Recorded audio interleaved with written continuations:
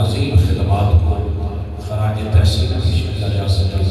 اور ان کی بارگاہ میں ہم اپنی محبتوں کا عقیدتوں کا خراج پیش کر کے حاضری دلوانے کی سعادت حاصل کریں اور بلا تاخیر بلا تمہید آج کی اس بابرکت محفل پاک کا آغاز اللہ تعالیٰ کی مقدس کلام سے ہوگا۔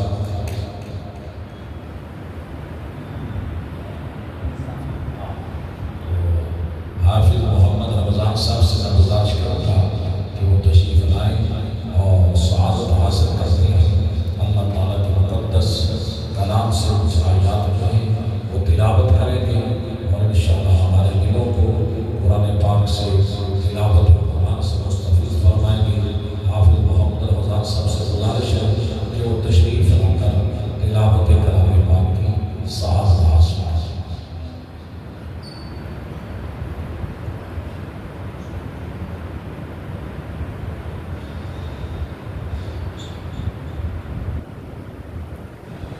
أعوذ بالله من الشيطان الرجيم بسم الله الرحمن الرحيم يا أيها الذين آمنوا لا تكونوا كالذين آذوا موسى فبرأه الله مما قالوا وكان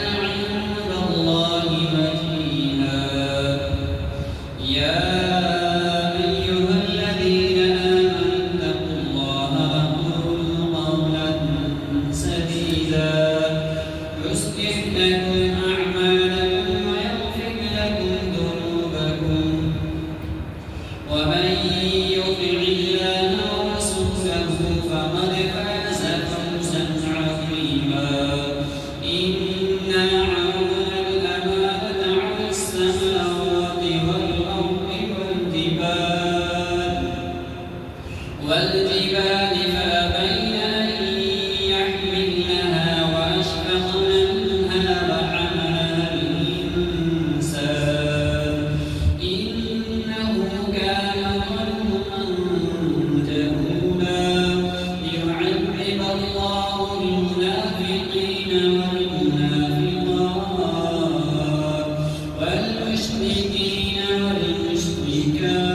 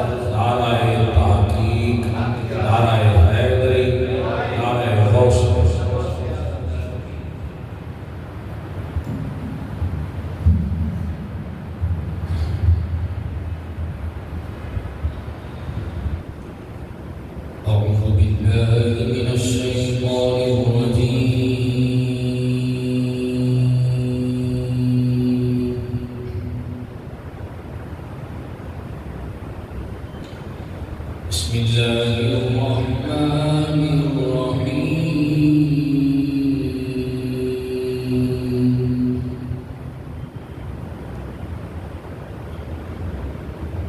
وقرن في بيوتكن ولا تبرجن تبرج الجاهلية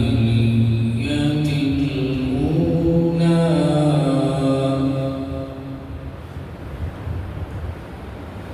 وأقمنا الصلاة وآتينا الزكاة وأطعنا الله ورسوله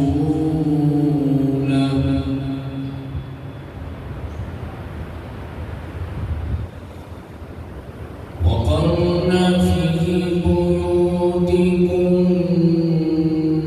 ولا تبرجن تبرج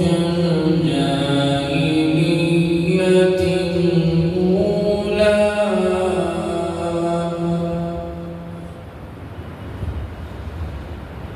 وأقمنا الصلاة وآتينا الزكاة وأطعنا الله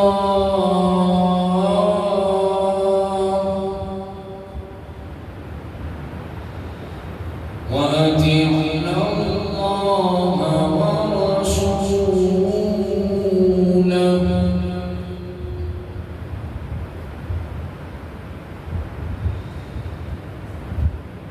وأقمنا الصلاة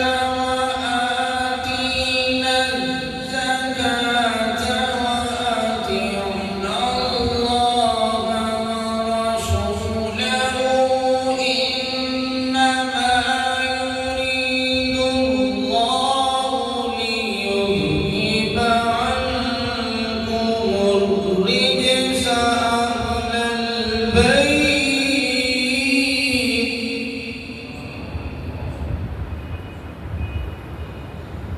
إنما يريد الله ليذهب عنكم الرجس أهل البيت ويطهركم تطهيرا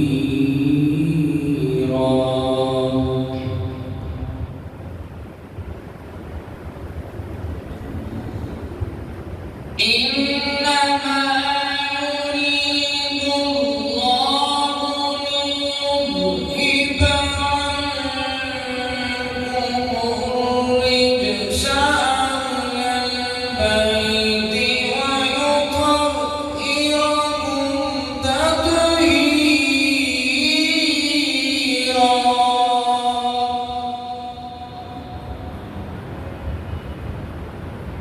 واذكرن ما يتلى في بيوتكن من آيات الله والحكمة إن الله كان لطيفا خبيرا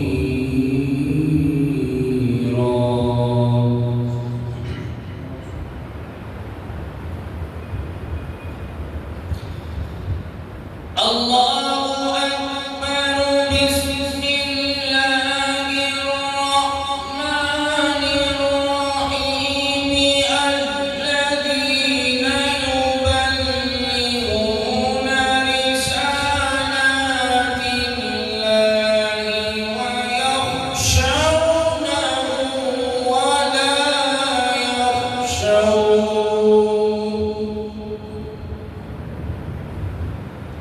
ويخشونه ولا يخشون أحدا إلا الله وكفى بالله حسيبا ما كان محمد أبا أحد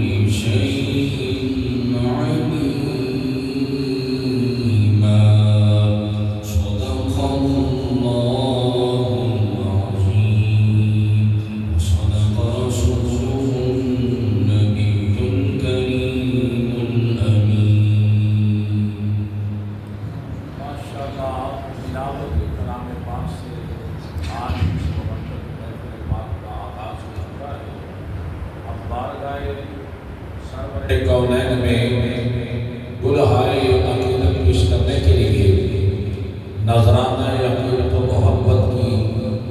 سعادت حاصل کرتے ہیں۔ حافظ محمد فیض رسول صاحب تشریف لاتے ہیں اور بارگاہ سرور کونین میں نعت رسول مقبول صلی اللہ علیہ وسلم پیش کرنے کی سعادت حاصل کرتے ہیں۔ محبت سے سارے درود خوشی کو نذرانہ پیش کرنا ہے۔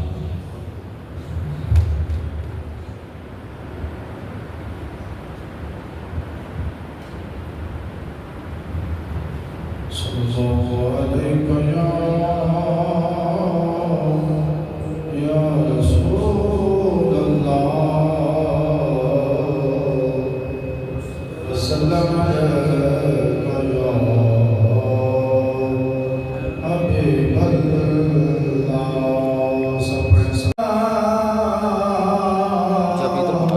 دل مدینے والا میری آگے پیچھے کرنا ہے، اس کو کھولنا ہے، اوپر نیچے کرنا ہے، اس کو کھولنا ہے۔ سیٹ کر دیتا ہوں ادھر ٹھیک ہے۔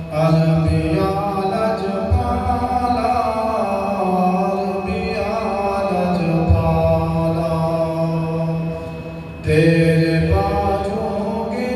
پوچھنا بے گسانا آلہ عربی آلہ جپالا روگ کے کڑیانی میں راستے مجبوریاں روگ کے کڑیانی سانو راستے مجبوریاں ہجر اندر ہو گیا ہے دل بچھالا چالا عربی آلہ جپالا ہجر اندر ہو گیا ہے دل بچھالا چالا عربی آلہ جپالا عربی آلہ جپالا عربی آلہ جپالا تیرے باجوں کی نے پوچھنا بے گسالا عربی آلہ جپالا جس گھڑی تیرے غلاماں معاشر وچ سد پوے جس گھڑی تیرے غلاماں معاشر وچ سد پوے انہاں بختاں والیاں وچ میں بھی ہوں شالا عربی آلہ جپالا انہاں بختاں والیاں وچ میں بھی ہوں شالا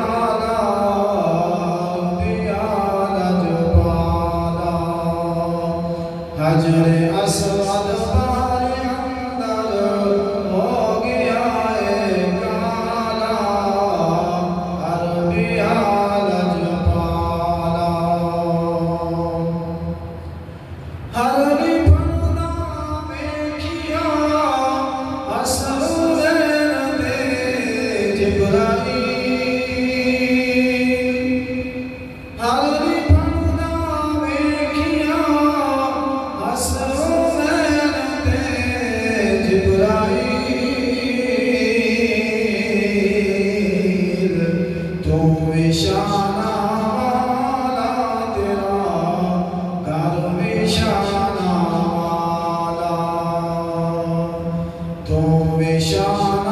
والا تیرا گھر وشانہ والا عربیہ لجپالا عربیہ لجپالا تیرے باجوں کے نہ پوچھنا بے گسادہ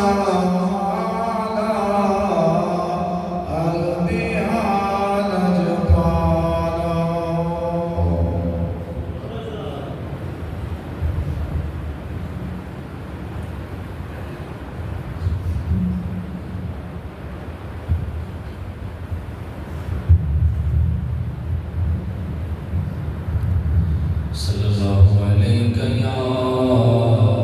رسول اللہ وسلم علیہ یا حبیب اللہ جب حسن تھا ان کا جلوہ نما انوار کا عالم کیا ہوگا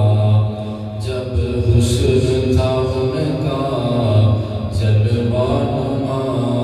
انوار کا عالم کیا ہوگا ہر کوئی فدا ہے بن دیکھے دیدار کا عالم کیا ہوگا ہر کوئی فدا ہے بن دیکھے دیدار کا عالم کیا ہوگا اور جس وقت تھے خدمت میں ان کی بو بکر عمر عثمان و علی جس وقت تھے خدمت میں ان کی بو بکر عمر عثمان و علی اس وقت رسول اکرم کے دربار کا عالم کیا ہوگا ہر کوئی فدا ہے بن دیکھے دیدار کا عالم کیا ہوگا اور چاہے تو اشاروں سے اپنے بقایا ہی پلٹ دے دنیا کی یہ شان ہے خدمت کاروں کی سردار کا عالم کیا ہوگا یہ شان ہے خدمت کاروں کی سردار کا عالم کیا ہوگا ہر کوئی فدا ہے بن دیکھے دیدار کا عالم کیا ہوگا اور کہتے ہیں عرب کے ذروں پر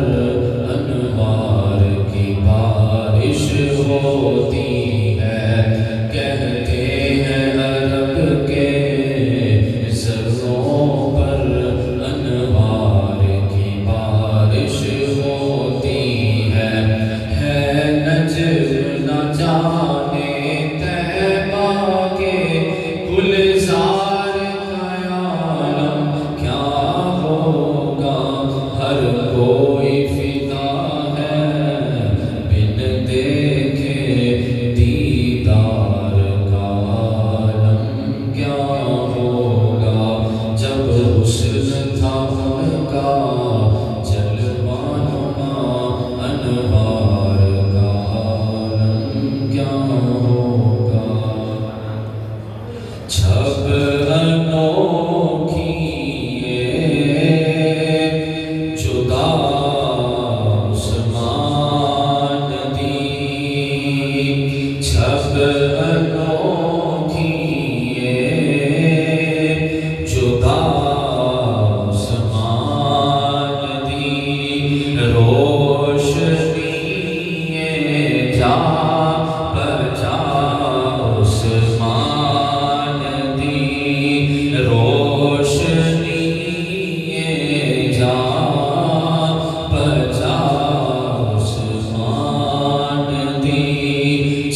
انوکھی جدا آسمان دی خلد وچ آقا دے مومن گے رفیق خلد وچ آقا دے مومن گے رفیق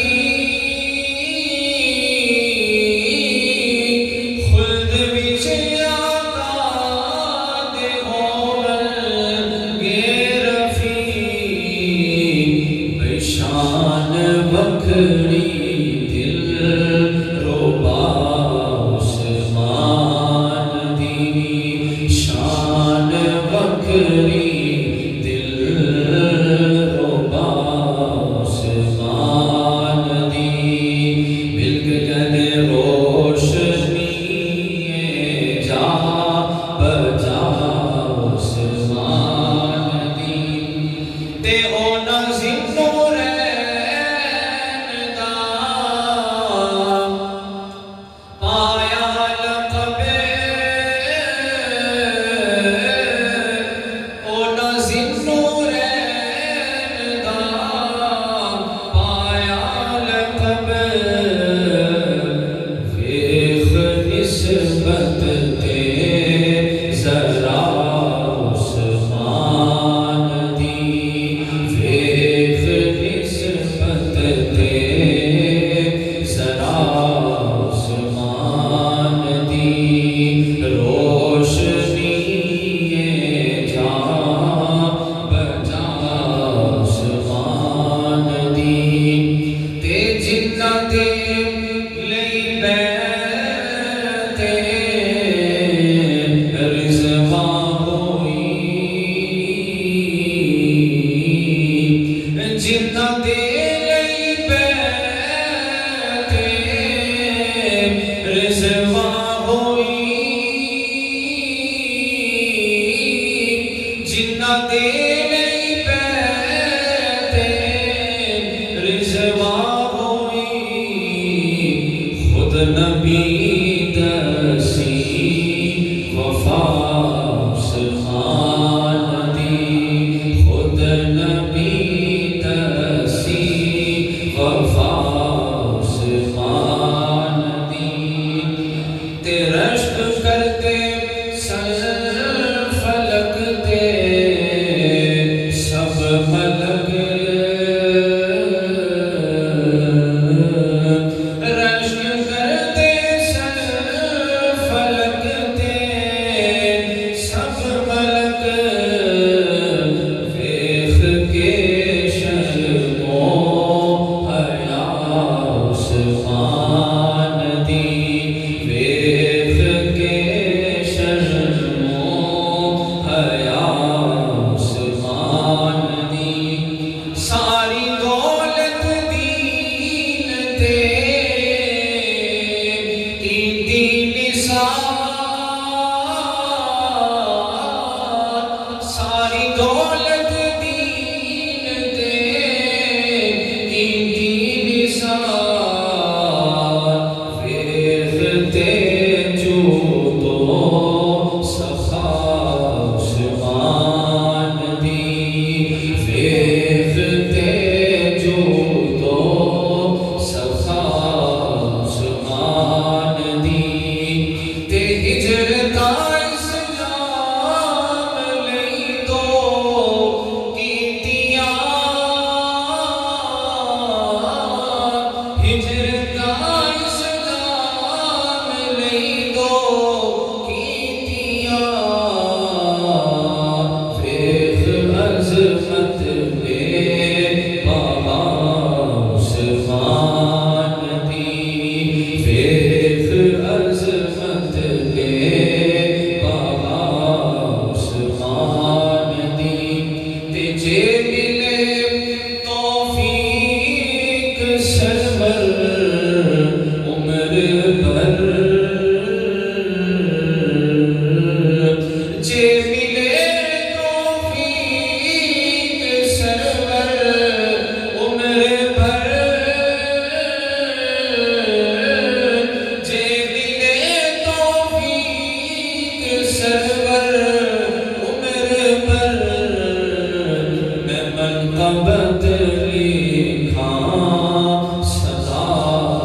آسمان دی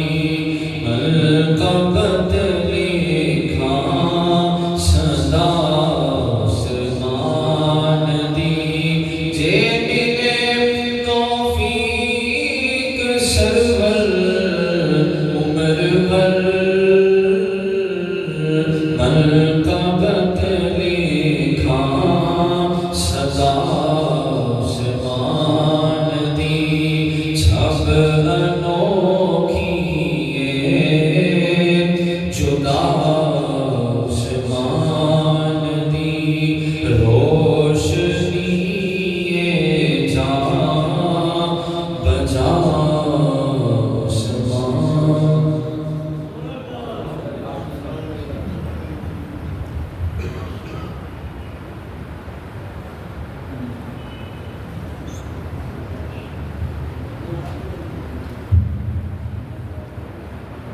صلی اللہ علیک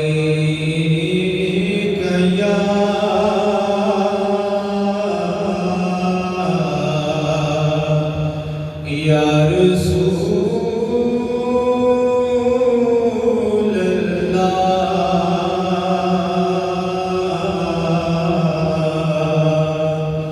وسلم علیک یا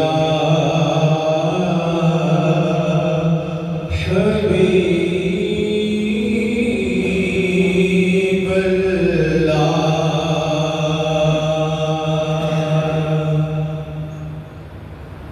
ان کا منگتا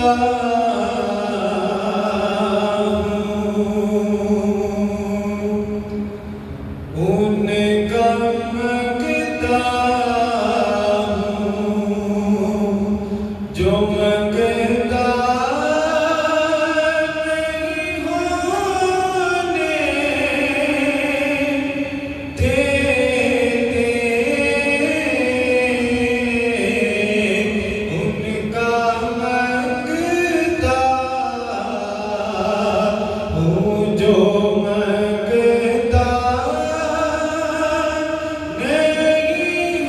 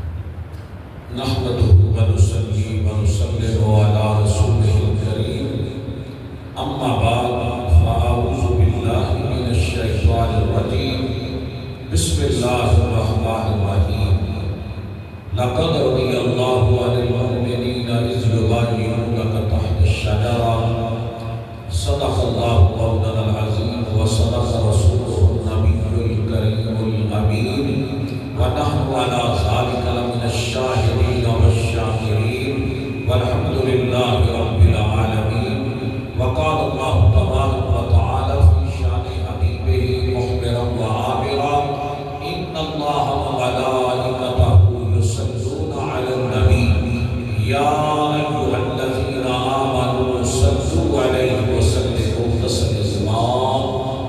یا رب صل وسلم دائما ابدا علی حبیبک خیر الخلق کلہم محمد سید الکونین والثقلین والفریقین من قرب ومن عجم یا رب صل وسلم دائما ابدا علی حبیبک خیر الخلق کلہم ثم الرضا عن ابی بکر وعن عمر وعن علی وعن عثمان ذی الکرم یا رب صل وسلم دائما ابدا علی حبیبک خیر الخلق کلہم الصلاۃ والسلام علیک یا رسول اللہ الصلاۃ والسلام علیک یا حبیب اللہ۔ اللہ تعالیٰ کی حمد و ثنا درود لامحدود حضور سرور کائنات صلی اللہ علیہ وسلم کی مقدس معطر پاکیزہ بارگاہ میں میرے نہایت ہی بلند احترام معزز و محترم سامعین حضرات، بزرگوں، دوستوں، عزیزوں، نوجوانوں، آج کی یہ نورانی مذہب، آج کی یہ نورانی محفل جس کی نسبت ہے حضرت سیدنا عثمان بن عفان رضی اللہ تعالیٰ عنہ کے ساتھ، حضرت سیدنا عثمان غنی ذو النورین رضی اللہ تعالیٰ عنہ، آپ کو اللہ نے بڑا ممتاز مقام عطا فرمایا، کئی کمالات سے، کئی خوبیوں سے اللہ تعالیٰ نے حضرت سیدنا عثمان غنی کو سرفراز فرمایا۔ حضرت سیدنا عثمان غنی رضی اللہ تعالیٰ عنہ السلام لانے سے پہلے، اسلام قبول کرنے سے پہلے بہت بڑے بزنس مین تھے، کاروباری طبقے سے آپ کا تعلق تھا اور اتنے بڑے تاجر تھے کہ آپ کی تجارت کئی ملکوں تک پھیلی ہوئی تھی، یعنی یوں سمجھو کہ اپنے وقت کے شہزادوں میں، سوداگروں میں اور بڑے عظیم لوگوں میں آپ کا شمار ہوتا تھا، اور وقت کے بڑے بڑے حسین و جمیل اور خوبصورت ترین عرب کے اندر آپ کے زمانہ میں، دور میں جو آپ نے زمانہ پایا، آپ اس میں سب سے زیادہ حسین اور جمیل تھی۔ اللہ تعالیٰ نے ہر طرح کی خوبیوں سے آپ کو سرفراز فرمایا۔ حضرت سیدنا عثمان غنی رضی اللہ تعالیٰ عنہ السلام قبول کرنے کے بعد جس سخاوت کا اور فیاضی کا آپ نے مظاہرہ کیا، اللہ پاک کی بارگاہ سے اور حضور کی بارگاہ سے خود کو غنی کا خطاب مل گیا۔ حالانکہ غنی جو ہے یہ اللہ کی صفت ہے، اللہ کے سوا کسی کو ہم غنی نہیں کہتے، مگر صحابہ میں یہ حضرت عثمان کی شان ہے کہ ان کو غنی کا خطاب عطا فرمایا۔ حضرت سیدنا عثمان غنی رضی اللہ تعالیٰ کی بے شمار خوبیاں ہیں، سب سے بڑی خوبی جو ان کو ممتاز بناتی ہے وہ حضور علیہ السلام کے ساتھ ان کا جو رشتہ ہے، یعنی حضور کی دو بیٹیاں آپ کے نکاح میں آئی۔ پہلی شہزادی حضرت سیدہ ام کلثوم، جب ان کا وصال ہوا تو حضور نے اپنی دوسری صاحبزادی حضرت سیدہ رقیہ رضی اللہ تعالی عنہا کا عقد جو ہے وہ حضرت عثمان غنی سے فرمایا، اور جب حضرت سیدہ رقیہ کا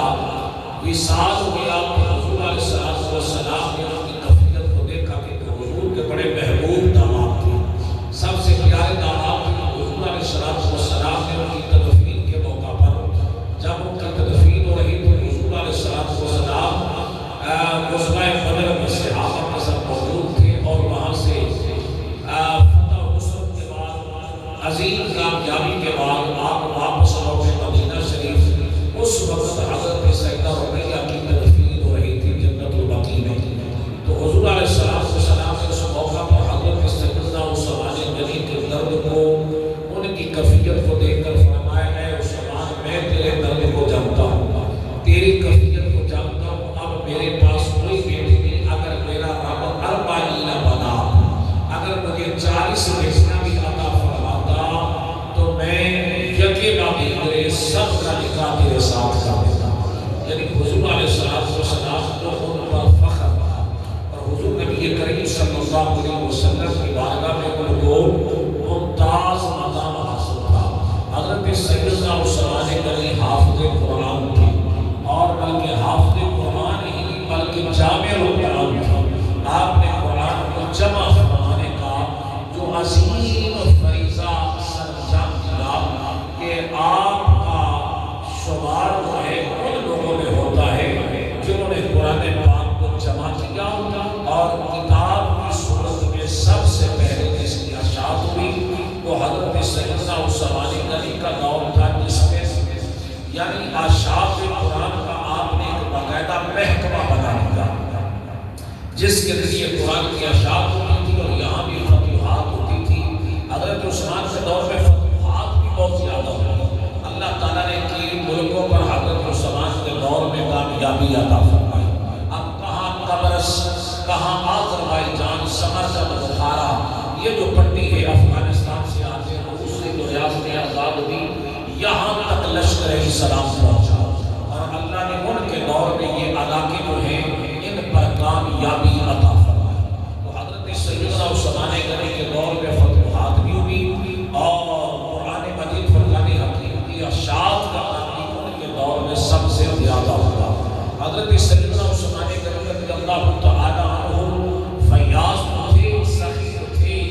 یعنی بہت زیادہ آپ صحابت فرماتے۔ اس کی ایک جھلک میں یہ آپ کو پیش کرنا چاہتا ہوں کہ وقت مختصر 5-10 منٹ میں اپنے گفتگو کو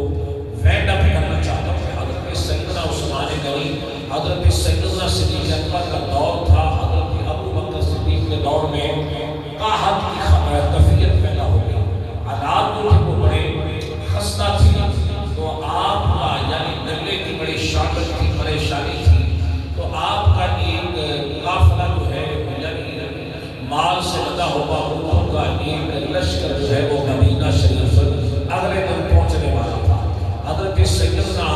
ابو بکر صدیق نے فرمایا کہ انشاءاللہ اللہ تعالیٰ ہمارے لیے آسانی پیدا فرما دے گا۔ تو جیسے ہی حضرت سیدنا عثمان غنی کا نلے سے لدا ہوا لشکر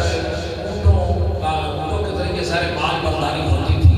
تو جب وہ مال مدینہ شریف میں پہنچا تو جتنے بھی مدینہ منورہ کے تاجر تھے وہ سیدنا عثمان غنی کے پاس جمع ہو گئے۔ کوئی کہنے لگا کہ آپ اتنا پرافٹ لے لیں، اتنا پرافٹ لے لیں، یہ مال ہمیں فروخت کر دیں۔ کسی نے 2%، 3%، 5%، 10%، 20% تک بھی حضرت عثمان غنی کو آفر کی کہ آپ کیا کریں 20% تک منافع لے دیں، پرافٹ لے دیں، اور یہ غلہ ہمیں فروخت کر دیں۔ حضرت سیدنا عثمان غنی سنتے ہیں، فرمایا نہیں، مجھے ایک کے بدلے 70 گنا چاہیے۔ کتنا چاہیے؟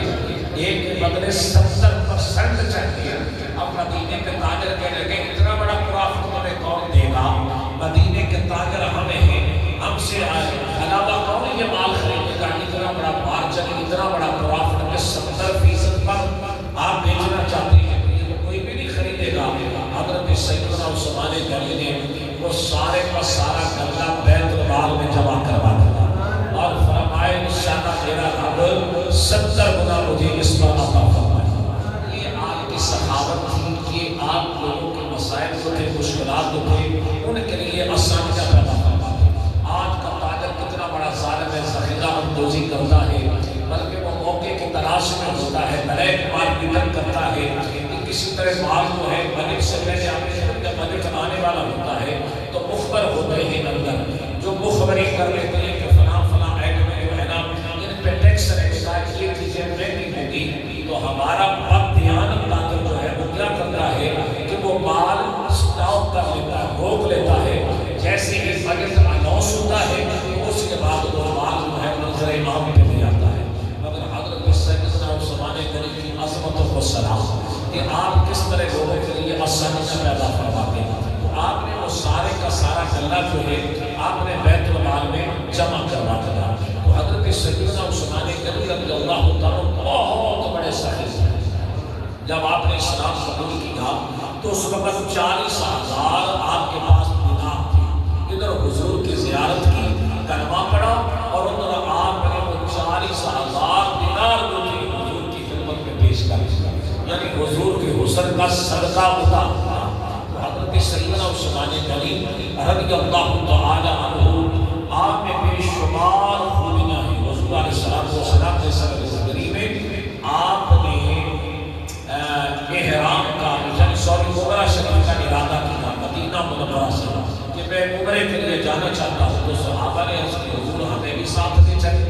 تو آپ نے فرمایا ٹھیک ہے آپ بھی تیار ہو گئے. تو 1500 صحابہ حضور کے ساتھ تیار ہو گئے. 1500 صحابہ کو ساتھ سے حضور علیہ السلام نے عمرے کا احرام باندھا اور 1500 صحابہ کے ساتھ آپ عمرہ شریف کے لیے روانہ ہو گئے. مدینہ منورہ سے مکہ مکرمہ سے 25 کلومیٹر پہلے مقام آتا ہے جسے مقام حدیبیہ. اس مقام پر حضور علیہ السلام صحابہ کے ساتھ پہنچے تو وہاں پڑاؤ کیا, وہاں صحابہ ٹھہرے. اگر جو مدینہ منورہ سے پانی سٹور کیا تھا صاف کیا تھا تو راستے میں پانی ختم ہو گیا. جب پانی کی قلت پیدا ہوگی صحابہ حضور میں دربار مصطفیٰ کے عرض کیا رسول اللہ صلی اللہ علیہ وسلم جتنا پانی ہم نے مدینہ سے سٹور کیا تھا اب وہ ختم ہوتا جا رہا ہے, لوگوں میں بھی پانی نہیں ہے. شام تک بڑا مشکل گزارا چلے گا یعنی پانی ختم ہو جائے گا. تھوڑا بہت بچا ہوا ہے اور مغرب سے پہلے پہلے وہ بھی ختم ہو جائے گا. حضور علیہ السلام نے فرمایا ایسے کرو وہ پانی جمع کرو ایک برتن میں لا کر میرے پاس رکھ دو. حضور علیہ السلام کے سامنے وہ پانی پیش کیا گیا. حضور علیہ السلام نے اس میں اپنا دست مبارک داخل فرمایا. اللہ تعالیٰ نے ہمارے حضور کے 5 گلدوں سے پانی کے 5 چشمے جاری فرمایا. اب اتنی تیزی سے پانی آنے لگا کہ صحابہ نے مشکلیں بھی بھر دی, پانی نوش بھی فرما دیا اور سٹور بھی کر دیا. حضور علیہ السلام کی گلدوں سے یعنی پنجاب رحمت کی 5 ندیاں 5 چشمے جاری کر دیا. اب سے میں سنا 1500 صحابہ کے غسل اور وضو کا پانی جو تھا وہ سب نے یعنی وضو بھی کر لیا, پانی پی بھی لیا اور پانی سٹور بھی کر لیا. یہ ہے حضور علیہ السلام کا معجزہ میرے نبی کا کمال. اب جیسے حدیبیہ پر پہنچے تو جیسا کہ جمعہ میں نے عرض کیا بہت سی باتیں رہ جاتی ہیں کہ وقت بڑا تھوڑا ہوتا ہے. تو حضور علیہ السلام کے پاس اطلاع پہنچی کہ مشرکین مکہ اس سال ہمیں عمرہ کے لیے مکے میں داخل نہیں ہونے دے رہے. انہوں نے سمجھا کہ شاید مسلمان اتنی بڑی 1500 کی تعداد کے ساتھ آ رہے ہیں. پہلے بھی ہمیں شہید بدر میں مار پڑی ہے, احد میں مار پڑی ہے, تو پھر آ رہے ہیں ہمیں مارنے کے لیے. انہوں نے سوچا کہ اس سال ہم بائیکاٹ کر کے وہ مکے میں داخل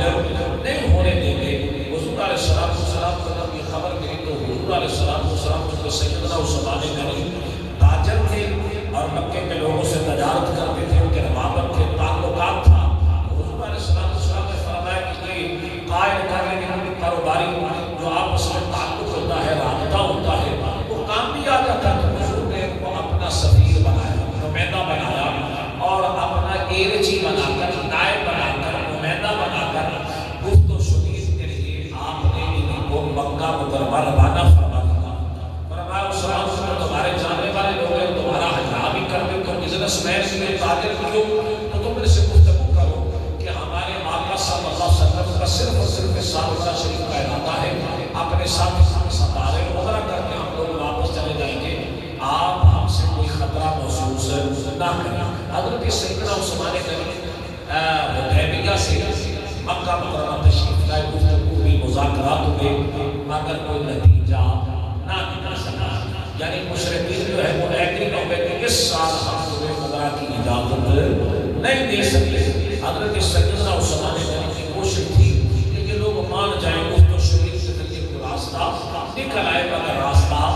نہ بن سکا. حضرت سیدنا عثمان غنی سے انہوں نے کہا کہ آپ اگر عمرہ کرنا چاہتے ہیں تو بیت اللہ شریف کا دروازہ کھول دیتے, آپ عمرہ کر لیں, صحیح کر لیں, آپ اس حاصل لے سکتے, مگر اس سال ہم تمہارے نبی کو عمرے کی اجازت نہیں دے سکتے. حضرت سیدنا عثمان غنی کیسے ہو سکتا ہے کہ مجھے اجازت ہو, میرے نبی کو اجازت نہ ہو, تو میں اپنے آقا کے بغیر عمرہ کرنا پسند نہیں کرتا, کہ میرے آقا کے بغیر میں عمرہ کرنا یہ کیسے ہو سکتا ہے. حضرت سیدنا عثمان غنی نے انکار فرما دیا. تو مذاکرات میں نتیجہ رہے, انہوں نے کہا کہ ایسے کرتے ہیں کہ ہم نہیں چاہتے کہ حالات بگڑیں، مزید جنگ شروع ہو جائے، قتال شروع ہو جائے۔ تو دشمن دبے ہوئے تھے، وہ کہہ رہے تھے کہ پہلے ہمیں بدر میں ابو جہل مارا گیا، ابو لہب مارا گیا، عتبہ شیبہ وغیرہ وغیرہ بڑے بڑے ناسور جو تھے وہاں وہ مارے گئے۔ واسطے پہ ابو سفیان باقی تھے، کچھ دیگر مشرکین باقی تھے۔ انہوں نے سوچا کہ بات چیت کے ذریعے کوشش کرتے ہیں کہ معاملے کا کوئی حل نکل آئے۔ انہوں نے ادھر سے اپنا نمائندہ بھیجا حدیبیہ پر، عروہ بن مسعود، اس کو جناب بھیجا کہ آپ جا کر وہاں حدیبیہ میں جائیں اور حضور علیہ السلام سے مذاکرات کریں۔ اب ادھر حضرت عثمان ہے، ادھر عروہ بن مسعود یہودی ہے اور یہ سخت قبیلے کا سربراہ تھا اور بڑا ذمہ دار شخص تھا عروہ بن مسعود۔ یہ جناب والا کفار کے نمائندے بن کے حدیبیہ میں آئے۔ وہاں حضور علیہ السلام جب یہ پہنچے تو بڑے مزے کی بات ہے، جب عروہ بن مسعود مکے سے حدیبیہ کے مقام پر پہنچے تو آگے حضور علیہ السلام وضو فرما رہے تھے۔ کیا فرما رہے تھے؟ وضو کر رہے تھے۔ اور اس نے وہ منظر دیکھا جب حضور کے صحابہ دائیں بائیں حضور کے کھڑے ہیں دائرہ بنا کے، اور ایک غلام آگے بڑھا حضور کو وضو کروانے کے لیے۔ حضور علیہ السلام نے وہ پانی لیا ہاتھوں پر، حضور نے کلی فرمائی تو صحابہ نے نیچے ہاتھ پھیلا دیا، یعنی ہاتھوں کا کام کا جو ہے نا حضور علیہ السلام کے چہرہ انور کے سامنے اپنے وہ ہاتھ کو بڑھا دیا۔ ان حضور کے وضو کا پانی زمین پہ گرنا تھا، صحابہ نے اپنے ہاتھوں پہ اٹھا لیا، اٹھا کر کوئی جناب والا چہرے پہ لگا رہا ہے، آنکھوں پہ لگا رہا ہے۔ حضور علیہ السلام گلے کا لعاب جو ہے نا وہ باہر نکال کے صحابہ سے ہاتھوں پہ اٹھا دیا، یعنی حضور کے وضو کا پانی بھی زمین پر نہ گرنے دیا، حضور کا لعاب مبارک بھی زمین پر نہ گرنے دیا۔ عروہ بن مسعود سب یہ منظر اپنی آنکھوں سے دیکھ رہا ہے کہ یار جن کے غلام وضو کا پانی زمین پر نہیں گرنے دیتے، ان کا لعاب مبارک زمین پر نہیں گرنے دیتے، تو کیا یہ نہ یہ عروہ بن مسعود یہ بھی تمہیں بتاتا چلا کہ طائف کا رہنے والا تھا، طائف سے اس کا تعلق تھا، بہت بڑا رئیس آدمی تھا جنہوں نے پتھر مارے تو حضور علیہ السلام کا دندان مبارک بھی یعنی زخمی ہوا تھا، سر اندر پر بھی زخم آئے، چوٹیں آئی۔ یہ وہ قبیلہ تھا، یہ وہ خاندان تھا، طائف کے یہ رہنے والے تھے جنہوں نے حضور علیہ السلام کو بڑی تکلیف پہنچائی۔ تو مختصر قصہ یہ سارا وہ منظر دیکھ کر حضور علیہ السلام کا وضو فرمانا، صحابہ کی عقیدت کہ وضو کا پانی زمین پر نہ گرنے دینا، حضور کا لعاب مبارک زمین پر نہ گرنے دینا، یہ منظر دیکھتا رہا، دیکھ گفتگو بھی۔ اب بات یہاں تک پہنچی کہ ایک معاہدہ ہوا۔ کیا ہوا؟ معاہدہ یہ ہوا کہ آپ اس سال عمرہ نہ کریں، اگلے سال آپ کو اجازت ہے کہ آپ آ کر عمرہ کر سکتے ہیں۔ حضور علیہ السلام نے فرمایا ٹھیک ہے۔ حضور علیہ السلام نے یعنی اس نتیجے پہ پہنچے کہ ایک معاہدہ جو ہے وہ آپس میں طے پا گیا۔ جب اس کی تحریر لکھنے لگے تو حضرت علی کو حضور نے بلایا اور بلا کے فرمایا یہ جو لکھتے تھے کاتب الوحی بھی تھے حضرت سیدنا امیر معاویہ رضی اللہ عنہ، حضرت علی المرتضیٰ جب وحی لکھنے کی باری تو حضور نے صحابہ میں سے بلاتے حضرت علی جب حضور نے خط و خطابت کرنی ہوتی کسی بادشاہ کو حکم نامہ اس خط بھیجنا ہوتا تو حضرت علی کی ڈیوٹی لگاتے کہ آپ یہ تحریر لکھیں۔ تو وہ معاہدہ لکھنے کے لیے حضور نے حضرت علی المرتضیٰ کو بلایا۔ اب اس معاہدے کا آغاز ہوتا ہے۔ حضور علیہ السلام نے فرمایا کہ میری طرف سے دیکھو کہ میں بطور محمد رسول اللہ کا رسول جو ہے یہ تحریر لکھ رہا ہوں، معاہدہ کر رہا ہوں کہ ہم اس سال عمرہ نہیں کریں گے، عمرہ کیے بغیر یہاں سے واپس چلے جائیں گے اور اگلے سال ہم عمرہ کرنے کے لیے آئیں گے۔ اور جب حضور علیہ السلام نے اس معاہدے کی تحریر کا آغاز کیا جب لکھا کہ میں معانا محمد رسول اللہ، میں بطور اللہ کے رسول، تو عروہ بن مسعود نے اس پہ اعتراض کیا کہ یہ ہم رسول والی جو بات ہے اس کو نہیں مانتے، اس کو کاٹے کیونکہ آپ لکھے محمد ابن عبداللہ کہ میں محمد عبداللہ کا بیٹا یہ معاہدہ کر رہا ہوں۔ رسول علیہ السلام نے فرمایا علی ایسے کرو اس کو ختم کر دو، یعنی کاٹ دو۔ حضرت علی نے عرض کیا حضور میری کیا مجال،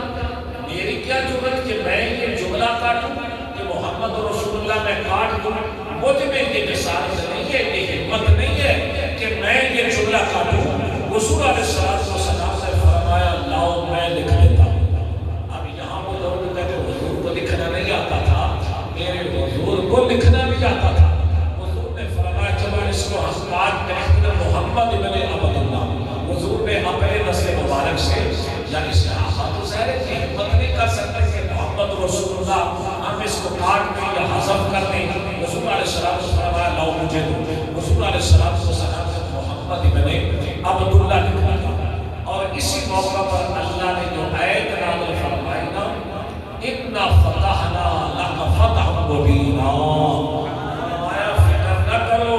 انشاءاللہ اللہ ساتھ آنے سے پہلے اللہ فتح مبین عطا فرما دے گا. یعنی صحابہ نے بڑا اعتراض کیا کہ ہم اتنی لچک کے ساتھ معاہدہ کر رہے ہیں، اتنی لچک کے ساتھ یہ تحریر جو لکھی جا رہی ہے. حضرت عمر جیسے آپ کو پتہ ہے بڑے جذباتی تھے، انہوں نے ایک اپنا پریشر تھا، ان کا ایک اپنا ایمانی جذبات تھا، اللہ کی غیرت تھی. انہوں نے بھی عرض کیا حضور اتنی لچک کے ساتھ اسے معاہدہ کیوں نہ فرمایا عمر خاموش رہو. حضرت سیدنا صدیق نے فرمایا وہ حضور کر رہے ہیں. اس موقع پہ اللہ نے فتح مبین کی جو تھی نا کامیابی کی نوید سنا اور اگلا سال آنے سے پہلے ہی فتح مکہ جو تھی مکہ فتح ہو گیا. حضور کتنے 10 15 نہیں 50 ہزار لوگوں کے ساتھ حضور علیہ السلام مکہ میں داخل ہوئے. کسی کو ہمت نہیں ہوئی، جرأت نہیں ہوئی حضور علیہ السلام کے راستے میں کھڑا ہوگا. اللہ نے فتح مبین عطا فرما دی، مکہ فتح ہو گیا. اللہ نے کامیابی عطا فرما دی. یہ حدیبیہ کا معاہدہ تھا. حضور فرماتے تم اس کو کمزور دیکھ رہے ہو، مجھے اس میں کامیابی نظر آ رہی ہے، مجھے فتح مبین نظر آ رہی ہے. تو میں عرض کر رہا تھا کہ حضور سید العالمین مصطفیٰ کریم صلی اللہ علیہ وسلم پھر اگلے سال فاتحانہ انداز سے مکہ مکرمہ میں داخل ہوئے اور لوگ دبک کر اپنے گھروں میں بیٹھ گئے، دروازے بند کر لیے اور کوئی آگے سے مزاحمت نہ ہوئی. یہ ہے امن کے علمبردار، یہ ہے امن کے چیمپئن، یہ ہے ہمارے آقا امام الانبیاء صلی اللہ علیہ وسلم. یہ ہے جنہوں نے دنیا کے اندر میسیج کا پیغام دیا. آج لوگ امن کے نام پر خون کی ندیاں بہا دیتے ہیں، لاشیں برپا کر رکھ دیتے ہیں. حضور انقلاب لائے ہیں، درخت کا پتا نہیں جانور بھی اس کو بھی نقصان نہیں پہنچا، بلکہ ایک جگہ پتی نے بچے دیے ہوئے تھے. جب مجاہدین گزر رہے تھے میرے حضور نے کچھ صحابہ کی پہاڑیوں میں لگا دی. فرمایا یہاں کھڑے ہو جاؤ تاکہ مطیع کے بچے کو بھی نقصان نہ پہنچے. حضور علیہ السلام نے ایسا انتظام برپا کیا، ایسا امن آپ نے قائم کر دیا کہ فتح بھی ہو گئی، کامیابی بھی مل گئی. اللہ نے عزت و عظمت کا تاج بھی عطا فرما دیا. حضرت سیدنا عثمان غنی رضی اللہ تعالی عنہ وہ حضور کے جلیل القدر صحابی ہیں، وہ حضور کے سب سے پیارے داماد ہیں. حضرت سیدنا عثمان غنی نے 12 سال حکومت کی ہے. جب اقتدار اپنے سنبھالا اللہ نے بہت ساری کامیابیاں عطا فرمائی، فتح و نصر سے ہمکنار دیا. اور جب باغیوں نے آپ کے گھر کا محاصرہ کر لیا نا آخری وقت میں باغی آئے بغاوت ہو گئی، انہوں نے آپ کے گھر کا محاصرہ کیا. حضرت سیدنا عثمان غنی کے پاس صحابہ حضرت کی حضور اجازت دی ان کو گرفتار کریں، ان کو جیلوں میں بند کریں، ان کو جناب والا کچل دیں، اس فتنے کو کچل دیا جائے. حضرت سیدنا عثمان غنی نے فرمایا نہیں، میں اپنی ذات کی خاطر کسی کا خون نہیں بہاؤں گا. یہ مظاہرہ کر رہے ہیں، مظاہرہ کرنے دو. انہوں نے امیر المومنین کے گھر کا محاصرہ کیا ہے، مجھے ان پر کوئی اعتراض نہیں ہے. انہوں نے محاصرہ کیا ہوا ہے حضرت سیدنا عثمان غنی کے گھر کا. آج آپ ایسے دنیا کے در ملک ہیں وہاں مظاہرہ نہیں کر سکتے، وہاں احتجاج جی بولو پاکستان میں نہیں کر سکتے. یہاں آپ احتجاج کر کے دکھائیں، وہ کہتے ہیں تو مہاراشٹر وہی کریں گے جو لبیک والے کرتے ہیں، جو مرید کے لیے ہوا ہے وہ کہتے کرو تو صحیح. اسی طرح سعودی عرب میں آپ مظاہرہ نہیں کر سکتے. آپ اسی طرح قطر میں، دبئی میں، بحرین میں، دیگر ممالک میں، کچھ انڈونیشیا میں یہ ڈرپوٹ لوگ ہیں، وہاں کیا کرتے ہیں مظاہرہ نہیں. اگر شک بھی پڑ جائے کہ یہ بندہ ہمارے خلاف ہے تو اسے پکڑ کے جیل میں بند کر دیتے ہیں. مگر اسلام میں جو امیر المومنین کے گھر واسطہ کر، آپ نے ان کو کچلا، طاقت کا استعمال، فوج کا استعمال، اگر چاہتے تو ان کو کچل کے رکھ دیتے، فتنے کو مٹا دیا جاتا۔ حضرت مولا علی حاضر ہوئے یہاں کی اجازت ہے، یہ مٹھی پر لوگ ہیں، ہم ان کو سبق سکھاتے ہیں، ان کو کچل کے رکھ دیں، آپ اشارہ تو کریں۔ مگر سیدنا عثمان غنی نے فرمایا نہیں، میں اپنے اقتدار کی خاطر، اپنی ذات کی خاطر بے گناہوں کا خون نہیں بہاؤں گا۔ باغی کے اندر داخل ہو گئے، حضرت سیدنا عثمان غنی قرآن شریف کی تلاوت کر رہے تھے، کلام الہی پڑھ رہے تھے، باقی لوگ آئے، کسی نے میرے بان سے پکڑا، ایک بدبخت نے آپ کی گردن پر زور سے تلوار کا حملہ کیا، خون کے پھوارے چھوڑے، اس خون کے قطرے قرآن مجید کی اس آیت میں گرے، فَسَيَكْفِيكَهُمُ اللَّهُ، میرے لیے میرا رب کافی ہے، میرے لیے میرا اللہ کافی ہے۔ مظلوم ترین شہید ہو گئے، مدینے کی حرمت کو بچانا، تقدس کو بچانا، خون نہیں بہنے دینا، آپ نے اپنی جان دے دی۔ حضرت سیدنا عثمان غنی مظلوم شہید ہو گئے، بے گناہ شہید ہو گئے، جنہوں نے مسجد نبوی شریف کی تعمیر میں اپنا مال لگایا، جگہ خرید کر غیر ماں مسلمانوں کے لیے وقف کیا، کیسے کیسے منصوبے، یعنی آپ لوگوں کی فلاح و بہبود کا کام کرتے، آج بھی ان کا بینک اکاؤنٹ جو ہے وہ مدینہ منورہ میں چل رہا ہے۔ حضرت سیدنا عثمان غنی کے نام کے ہوٹل بنے ہوئے ہیں، وہاں لکھا ہوا ہے وقف عثمان بن عفان، ان کا اکاؤنٹ آج بھی بادشاہ بنتے ہیں، ان کے اکاؤنٹ بند ہو جاتے ہیں، مگر سیدنا عثمان غنی کا اکاؤنٹ آج بھی الحمدللہ چل رہا ہے، ضرورت مندوں کی ضرورتیں پوری ہو رہی ہیں۔ خود جیسا خاکسار ان کی بارگاہ میں کس طرح تفصیل کے ساتھ جا سکتے ہیں۔ نماز کا وقت قریب آ چکا ہے، اذان کا ٹائم ہو چکا ہے، اس وقت میں ہم نے ان کی بارگاہ میں اپنی عقیدتوں کا، محبتوں کا نذرانہ پیش کرنے کی سعادت میں محمد عبداللہ اختر بٹ صاحب کو مبارکباد پیش کرتا ہوں۔ انہوں نے ماشاءاللہ میری محبت کا اظہار کیا،